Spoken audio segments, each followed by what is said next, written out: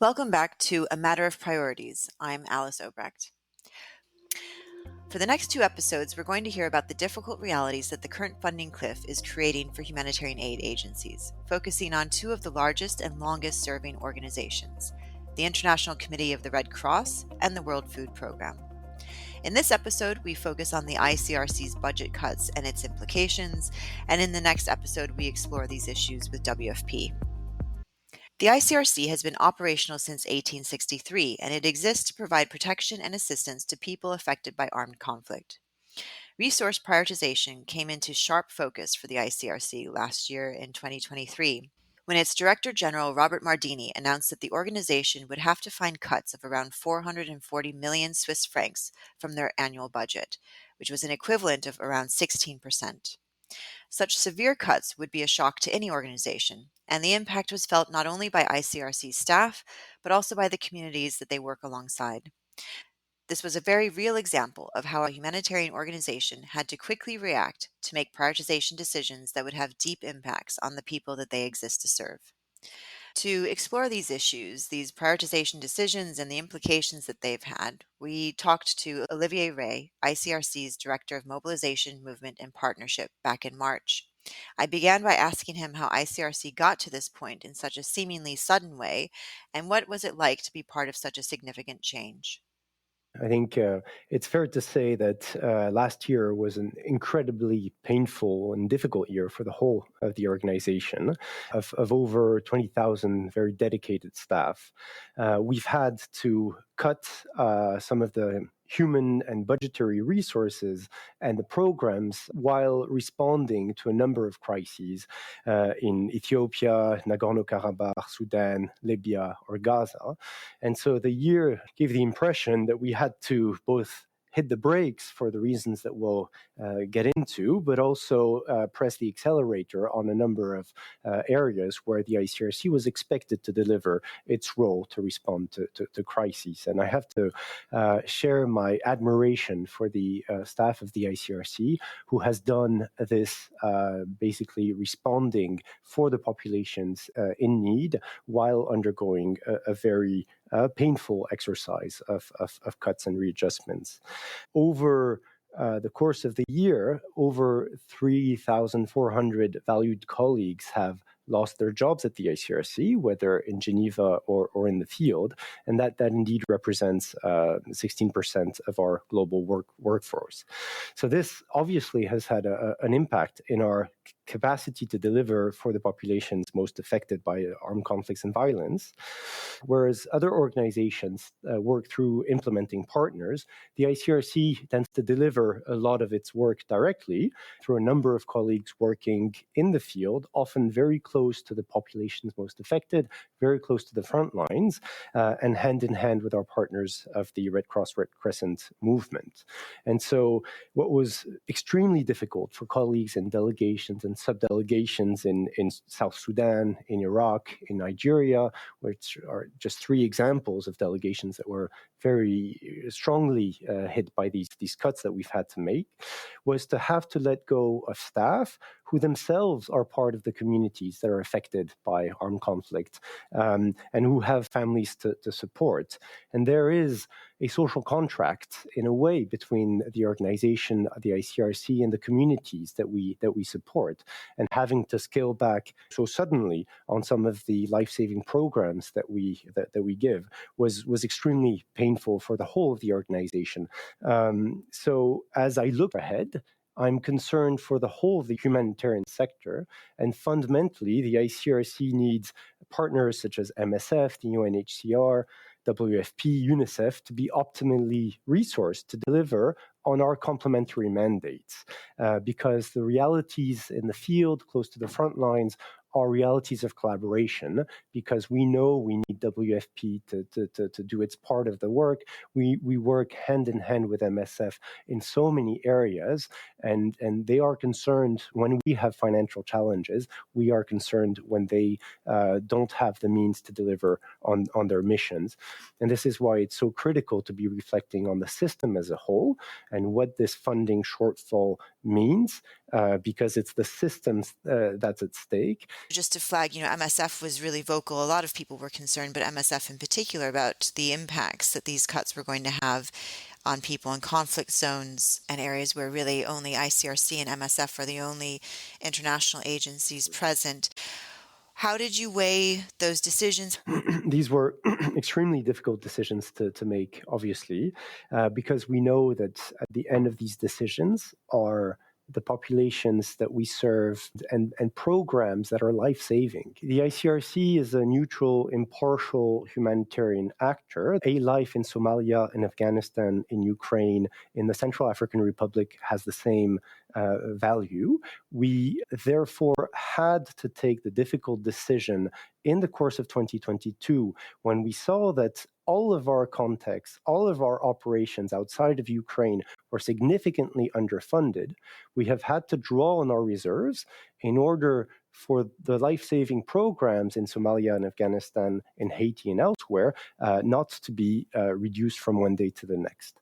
But there's a limit to which the ICRC can compensate for that contrast between where we need the resources and where the earmarking is taking place. And so taking the decision to reduce or cut programs that we know are saving lives is full of ethical dilemmas that you can well imagine. But we know that it's also our colleagues' own means of living that are at stake, and that has generated important conversations in the institution because there is a social contract with the communities that we support, but also a social contract with the people who have worked with us for a number of years in very dangerous situations.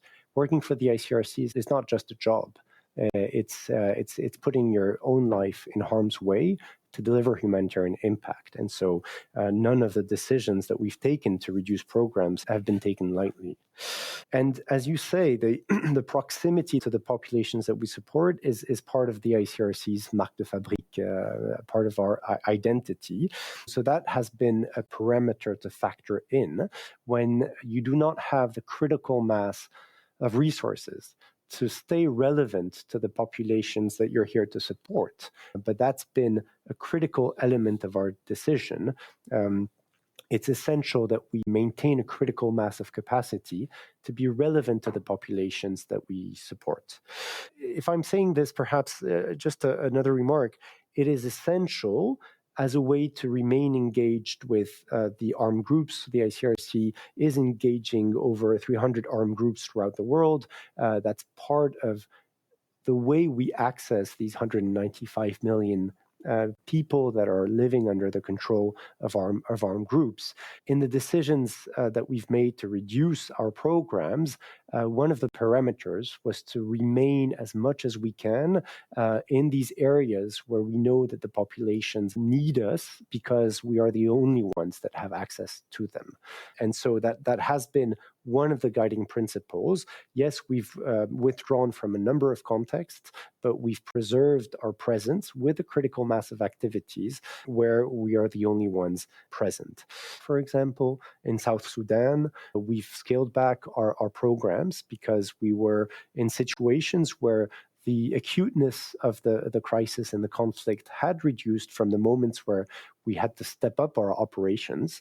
And we felt that these were areas where we could and should scale back the footprint of the ICRC. But we can't lie to ourselves and think that the populations that we used to support would magically be supported by another partner or peer agency. We've worked on these handovers as much as we could, but in an environment where the humanitarian sector as a whole was having financial challenges, there's a limit to the capacity to hand over these programs. We've also stepped out of countries. We had a presence in Greece. We had a presence in Mauritania. We've closed down these delegations and found other alternative ways to remain engaged with the authorities. We've also, in parallel to these reductions, decided to actually increase our spending in areas such as Haiti, where the situation was deteriorating.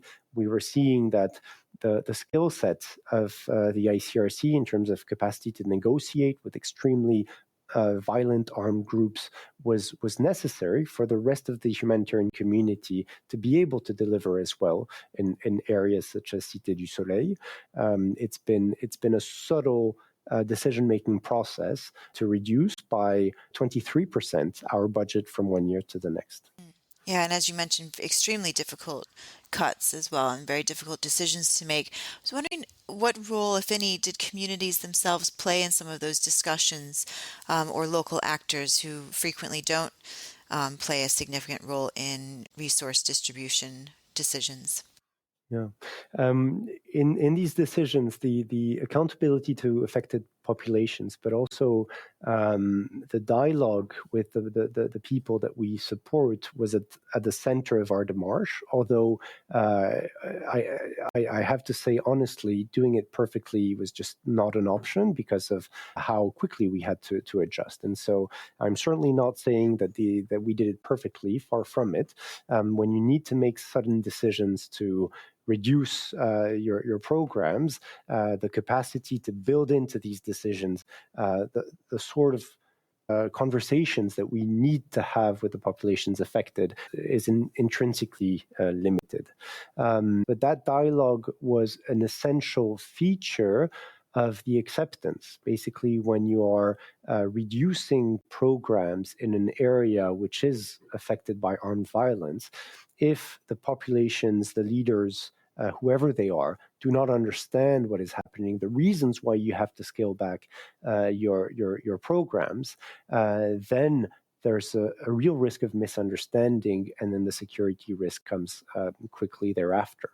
And so that has been a constant priority of our delegations and our subdelegations as we were planning for the reductions, is to explain the wider context, the reasons why the ICRC needed to reduce some programs so that the communities, but also the arms bearers, understood why our capacities would be reduced. And that dialogue also took place with our partners from the Red Cross, Red Crescent movement, with whom we often deliver hand in hand. And it was essential that national societies, Red Cross, Red Crescent societies, who often work through ICRC resources, also understood the broader transformation of the humanitarian funding landscape and the reasons why we were reducing some of our programs.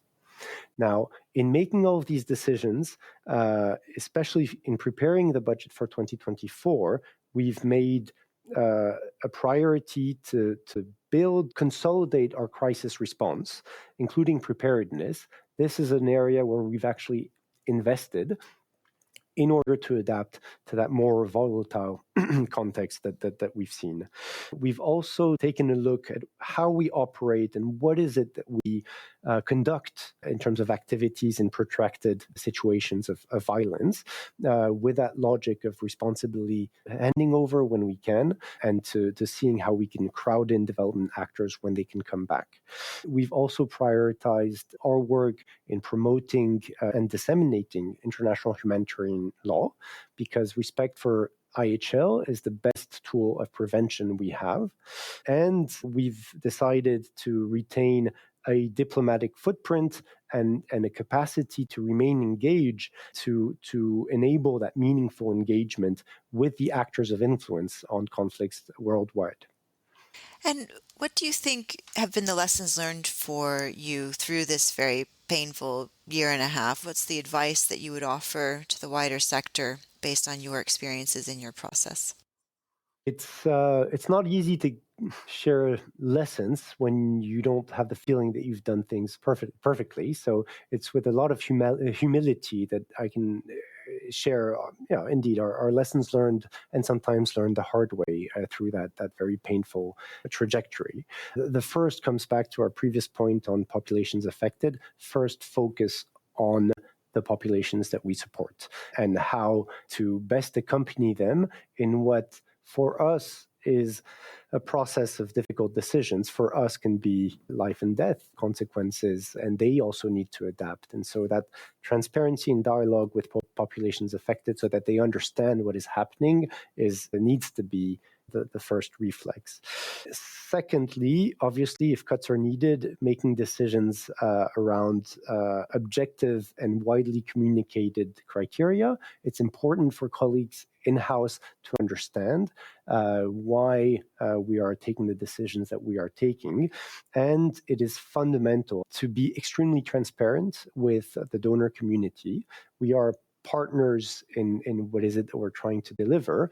And I think we've heard a lot from our donor community that they were grateful that we chose to be extremely transparent throughout the process, because that has allowed us to understand the underpinnings, but also the rationale for the decision.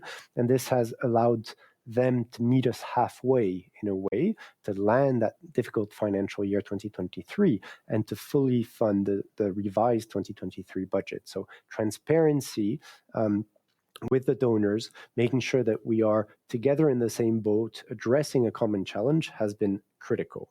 And lastly, very important, care for the colleagues, as you would for the populations affected by humanitarian crises, because our colleagues are often the populations themselves affected by crisis and conflict.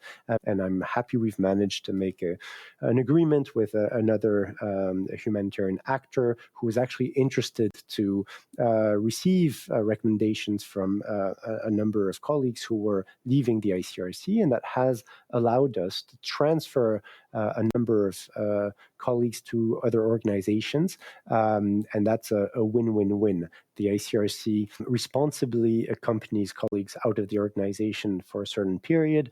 The host humanitarian agency is very glad to receive experts who have a long experience at the ICRC, and obviously our colleagues have a continuity in their career and will be able to come back to us hopefully one day when the situation changes. So Olivier has shared what has been an extremely difficult process of change for ICRC in its approach to having to reduce reach and assistance in response to cuts in funding, and the imperative of trying to maintain operations where ICRC considers their work is best placed and most needed. What we've heard from Olivier is that some of the key lessons coming from this process for ICRC were the need for transparency with communities who are affected by these changes, transparency with donors, both on how they got there, but also what's needed to move forward, and a duty of care towards colleagues, particularly those who are living and working alongside crisis-affected communities, which has included, where possible, working with other humanitarian agencies to try to hand over programs and staff. Will we see similar themes with the World Food Programme, or a different way of thinking about balancing their multiple priorities? Join us in our next episode, where we speak with WFP's Valerie Guarnieri, as well as researchers who have looked into the recent impacts of WFP's food ration cuts for refugees in Uganda. Thank you for listening to A Matter of Priorities, a podcast by ALNAP. For resources and links related to what we've talked about in today's episode, please check out the description. For more information on ALNAP, please visit our website, www.alnap.org. And if you enjoyed this episode, please hit subscribe to our series wherever you get your podcasts.